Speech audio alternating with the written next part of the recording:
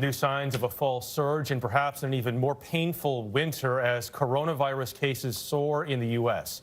The rise in the infection rate is rapidly filling hospitals in all but 8 states, the exceptions being Hawaii, California, Arizona, Idaho, Wyoming, North Dakota, Georgia, and Vermont. It comes as the country saw nearly 70,000 new cases on Friday. That is the most in a single day since July. It pushed the overall number of infections over 8 million and the death toll to more than 218,000 people. Michael George begins our coverage here in New York this morning. Michael, good morning. Jeff, good morning. New York is in the midst of new shutdowns in some areas as cases continue to rise in a handful of neighborhoods. And what's happening here is happening in much of the country, a concerning sign for experts. As we approach the holidays, the coronavirus rate appears to be increasing, not decreasing.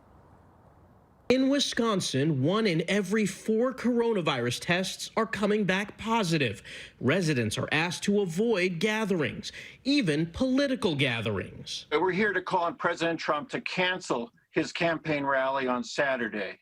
Dr. Bob Friedland, along with other Wisconsin doctors, stepped up Friday to urge cancellation of the president's rally tonight in the state. President Trump's rallies endanger public health, and they have become platforms for him to spread medically inaccurate information. Wisconsin is one of at least 7 states that in the past 2 days has set records for infections.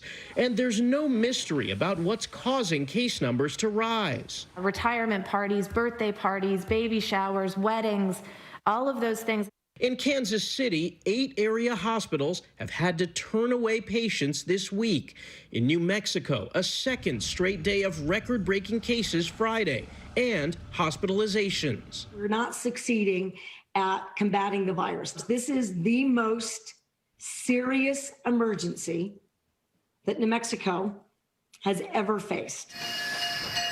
Yet in California, the Attractions and Parks Association are petitioning to open up Disneyland.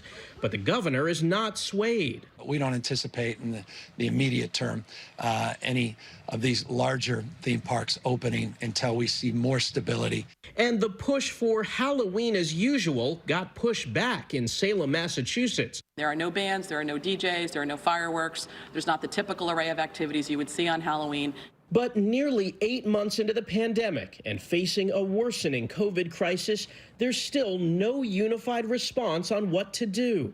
Dr. Anthony Fauci addresses that on 60 Minutes this Sunday in an interview with CBS News chief medical correspondent Dr. John LaPook. How bad would things have to get for you to advocate a national lockdown? They'd have to get really, really bad. First of all, the country is fatigued with restrictions. So we want to use public health measures not to get in the way of opening the economy.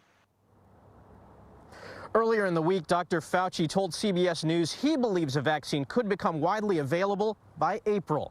Dana? All right, Michael, thank you.